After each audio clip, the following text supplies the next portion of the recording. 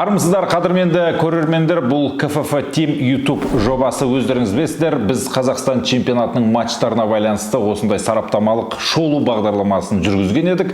2 айдай үзіліс болды, Қазақстанның кубогы болды, және Қазақстан ұлттық құрама командасы Боснияда және Финляндияда матчтар өткізді. Біз сол матчтарға Ербол Қайыров екеуміз бірге барып келген едік. Ендеше бүгін сол студиямызға қонаққа Ербол Қайыровты шақырып отырмыз. Ербол, қош келдің бағдарламаға.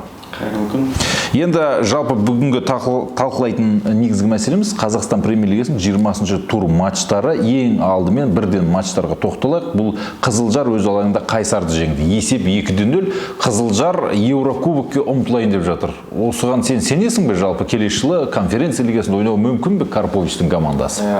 Қателеспесем, Қызылжардың басшылары Папкерерге келесі жылы Еурокубокқа таласамыз деп болжам беретін сұхбат берді. Сол себепті осы жылдан бастап олар мүмкіндігінше жақсы дәрежеге жетіп, өз алаңында мысалы көптеген жеңістерге жетіп, Қайсарды 2-0 есебімен жеңді. Әлібек Қасым қайтадан тағы да бір голды соқты, сөйтіп қазір қорғаушы сүрменгендер қатарында жүр, және меніңше 4-ші орынға таласа алады Қызылжар. Және шын айтқанда Қайсарды 2-0 есебімен жеңді. Тимур Мулдинов гол соғыпты. Оныкі де клуб үшін бір рекорды, өзінің жеке рекорды, және сонымен қатар Әлібек Қасымның да қазір шынымен де ұлттық құрамаға алынып көріне алмай жүргендігі осы КПЛ-дегі матчтарда өзін көрсетіп жатқан сияқты. Енді тіпті Қызылжарда қазір теориялық тұрғыда 3-ші орын алатында мүмкіндік болды. Өйткені Қайрат жеңіліп қалды ғой. Осыған қалай қарайсың? Және оның бәсекелестері Ордабасы, Ақжайық сияқты командалар. Әрине Қайрат ұтылды осы турда, бірақ та 3-ші орында қалатын шығар. Мен себебі қазір конференция лигасының топтық кезеңінде бірнеше матчтардан кездесу өткізеді. Бірақ та Қайраттың 2 құрамы бар, жас ойыншылар да бар. Олар чемпионатта да Еурокубокта да таласады. Ал енді мынау Ербол Қайсар командасына байланысты айтатын болсақ. Жергілікті ойыншылар көп, бірақ та легионерлердің сапасы меніңше сәл жетпейді басқа қарсыластарға қарағанда, сол себепті олар нәтиже көрсетпейді.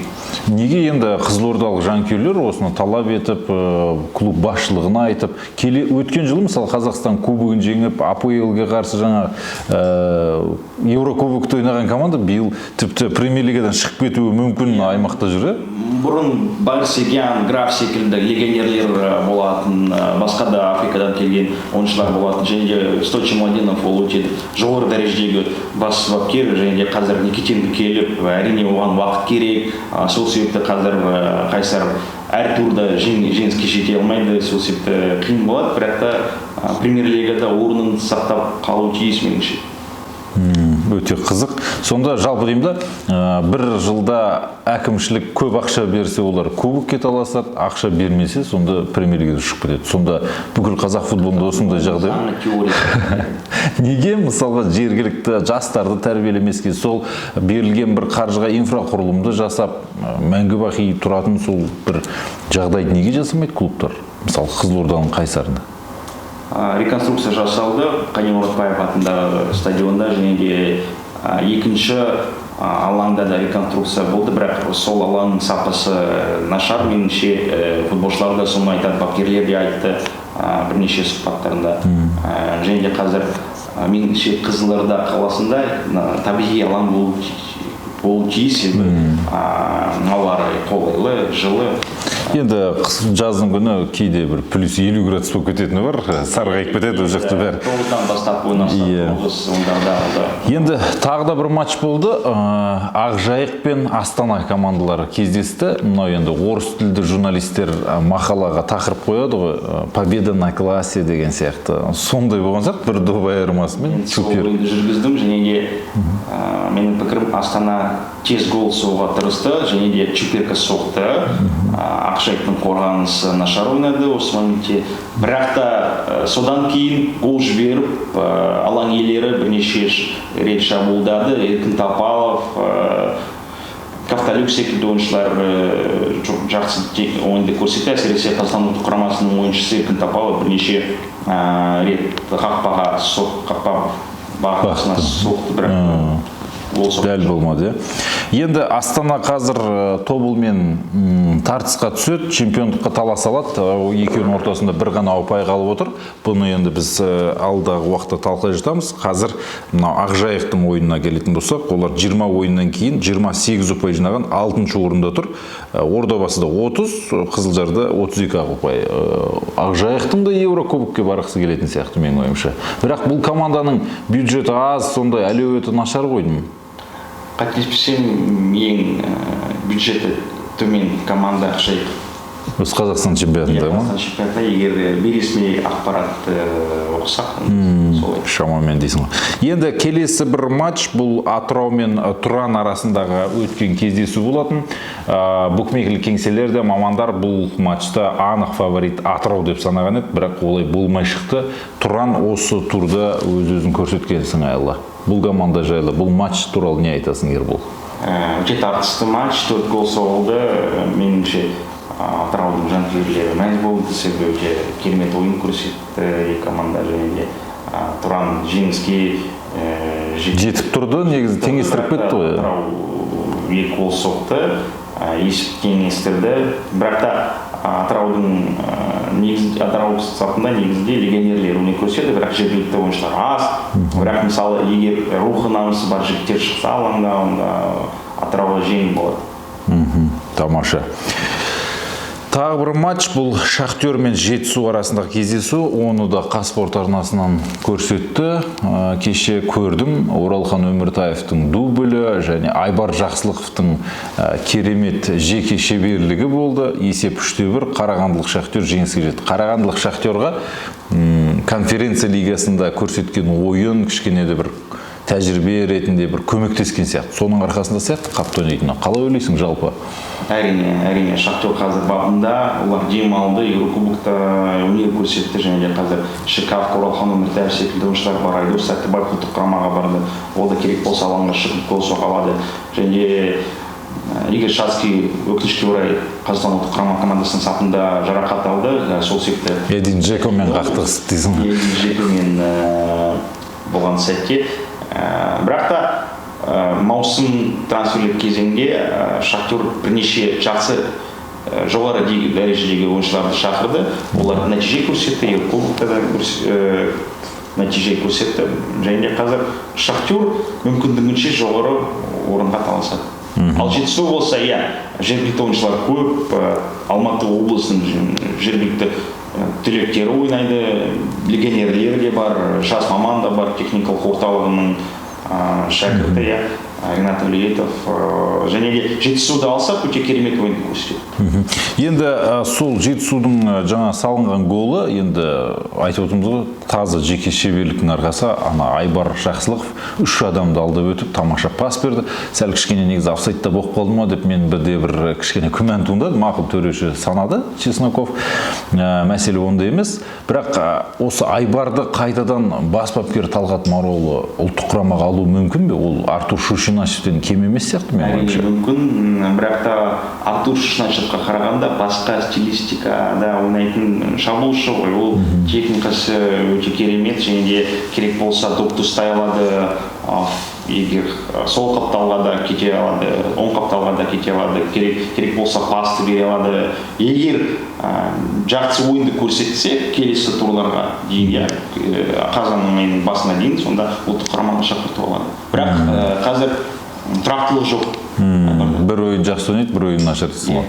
Содан кейін енді жаңа ұлттық құрама мәселесін қозғап жүрдік қой, шабуылшылар туралы енді жанкүйерлер бұл тақырыпты талқылағанды жақсы көреді. Оралхан Өміртаев туралы қалай айтасың? Кеше өте жылдам ойнады, ол да өз-өзін көрсеткісі келіп жұлқынып жүр, және дубль автор атанды. Оның ойыны ұлттық құрамаға жарай ма, жоқ, жарамай ма? Жарайды, фарты бар шабуылшы ғой, 2 рет алаңға шығып, ұлттық құраманың сапында 2 рет гол соқты Грузия және Молдова құрама командаларының қақпасына. Және де егер Талғат Маролы сол ойыншыны шақырса, онда міндетті түрде алаңға шығып гол соғуға тырысады, бірақ та қазір оған да тұрақтылық жетіспейді. Соңғы кездері мергендік танытты, бірақ ұлттық құраманың сапында жүрсе, ол басқа басқа деңгей, өте қиын деңгей, оған сәл уақыт керек сияқты. Себебі мысалы тобылдың сапында жүріп гол соға алмаған шабуылшы ғой. Қанша дегенмен дейсің ғой. Келесі бір матч бұл Ақтөбе мен Тараз арасындағы кездесу Қобыланды Батыр атындағы стадионда өтті. Бұл ойында қос тараптан да голдар салынып, өте қызықты тартысты матч болатын шығар деген ой болған, бірақ олай болмай шықты. Екі командадан 0-0 ойнады. Жалпы Владимир Муханов осы ойыннан кейін менің командам, яғни Ақтөбе Тараздың Айвалаңның маңында жүріп сөйтіп шабуылдап ойнайтын шығар деп ойладым, бірақ ондай болған жоқ дейді.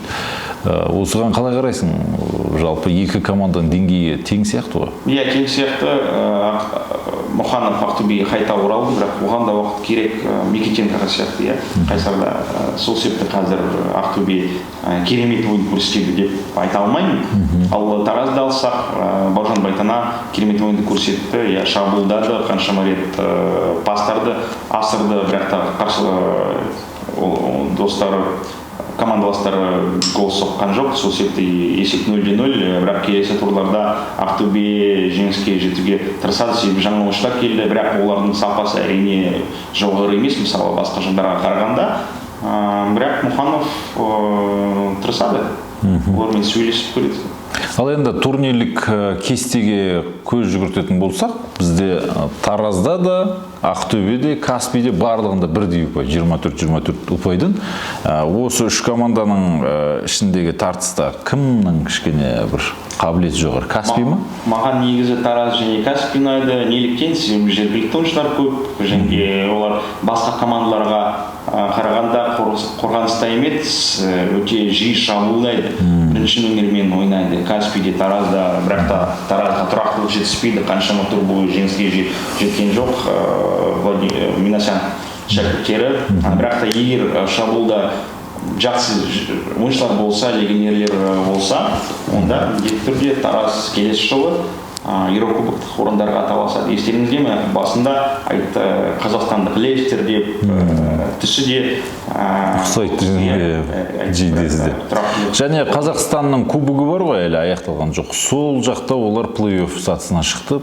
Кубок жеңеміз деген зор мақсаты бар екен. Енді мақсаттарына жете берсін, қызықты көреміз.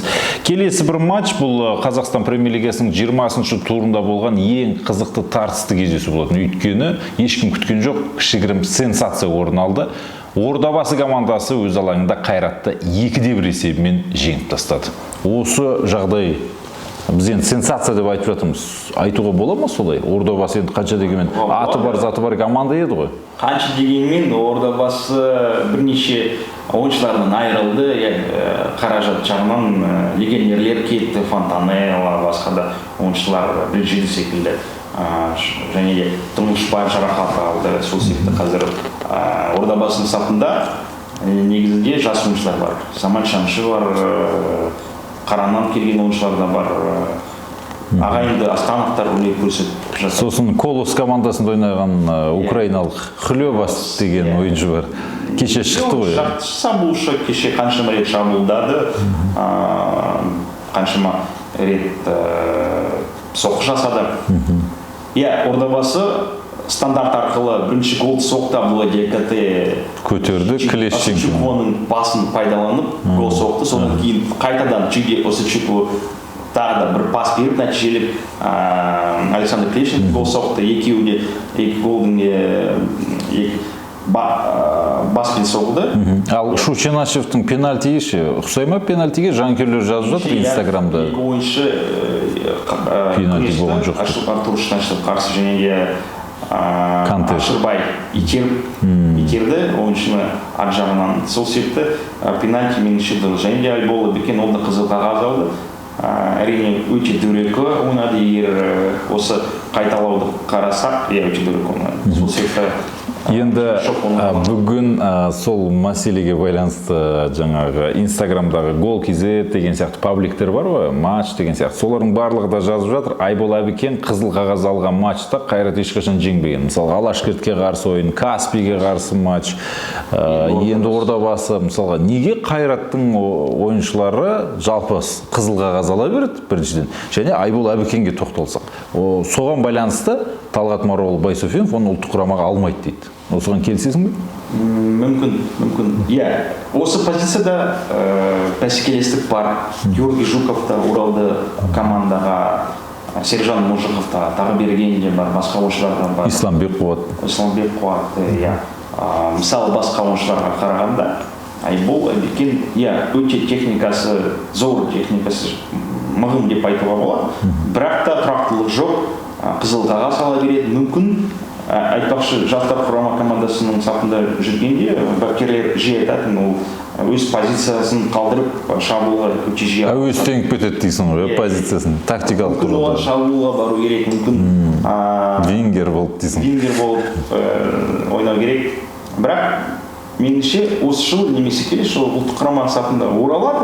Жақсы ойыншы, өте тәжірибелі ойыншы, бірақ Құрбан Бердиев шәкірттерімен әрине сөйлеседі, қаншама рет қызыл қағаз алды, дисциплина жоқ, тәртіп жоқ, сол себепті ол Құрбан Бердиевтің жұмысы.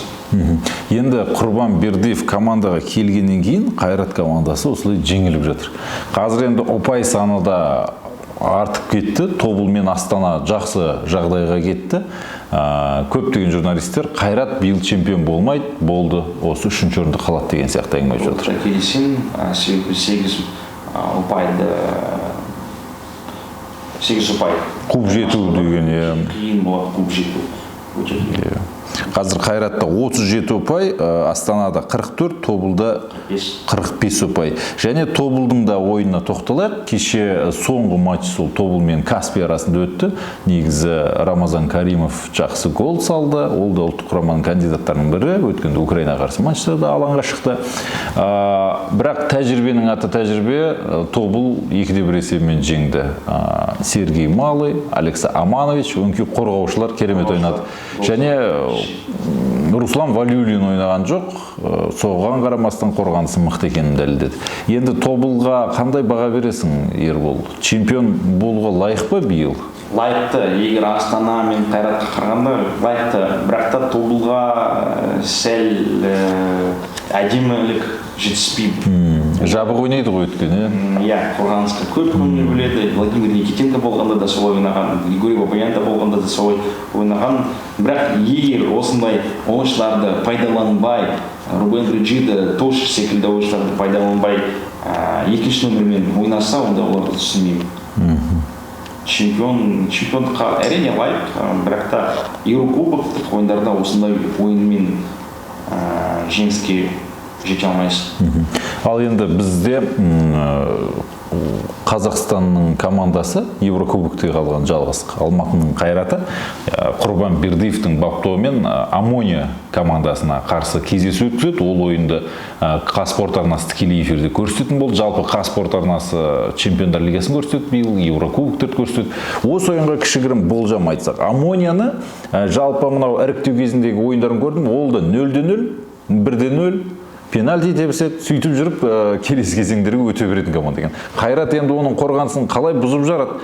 Оның үстіне ордабасыдан жеңіліп жүрген команда өз алаңында Кипрдің бұл командасын жеңілетін шығар деп ойлаймын. Ойындар басқа мотивация, басқа сапалы алаң, басқа атмосфера. Және Вагнер Лав, Хосе Канте, Артур Шначев секілді ойыншылар алаңда болса, әсіресе Вагнер Лав, онда басқа шабуылдайды, көп шабуылдайды, гол соғалады меніңше. Жалпы енді гол соғады ғой енді.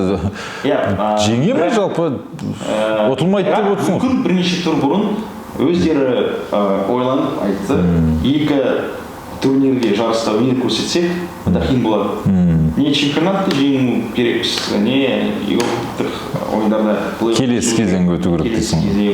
Сол себепті қазір Қайраттың мақсаты анық, плей-оффтан шығу. Ал 8 ұпай болды дейсің ғой. Сонда келесі жылы Чемпиондар лигасында ойнау бақыты бұйырмайды дейсің ғой бұл команда. Өте қиын. Өйткені Чемпиондар лигасына барған команда биыл көрдіңіз, жеңіліп қалған күннің өзінде түбі бір жарыстан түбі топтық кезеңнен шығуға мүмкіндік болатын еді. Енді жалпы ұлттық құраманың матчтарына байланысты енді алдағы уақытта біз тағы да екеуміз подкаст түсіре жатармыз. Бәлкім осы студияға Қазақстан жастар құрама командасының бапкері Қайрат Нұрдәулетов шақырармыз. Өйткені 8 қазан күні олар Бельгиямен кездеседі. Өткенде Даниямен болған матчты сараптай жатармыз. Немесе ұлттық құраманың бас бапкері Талғат Мароғлы Байсофиновты да осында шақырармыз. Қадірмен достар, көрермендер, біздің бағдарламаны көре жүріңіздер және Қайрат Амония арасындағы матчтың есебі қандай болады деп комментарийге жазыңыздар. Кім есепті дәл табады, гол соққан ойыншылармен жазсаңыздар тіпті тамаша болады. Біз сол адамды, жеңімпазды келесі жолғы бағдарламамызда атын атап, түсін түстеп тұрып айтатын боламыз, сәлемдемеде жолдайтын боламыз осы бағдарлама арқылы. Сондықтан да біздің КФФ Team YouTube арнасына лайк басыңыздар, комментарий жазыңыздар, тіркеліп кетіңіздер. Ендеше жеңісті күндерде жүздескенше ағайын.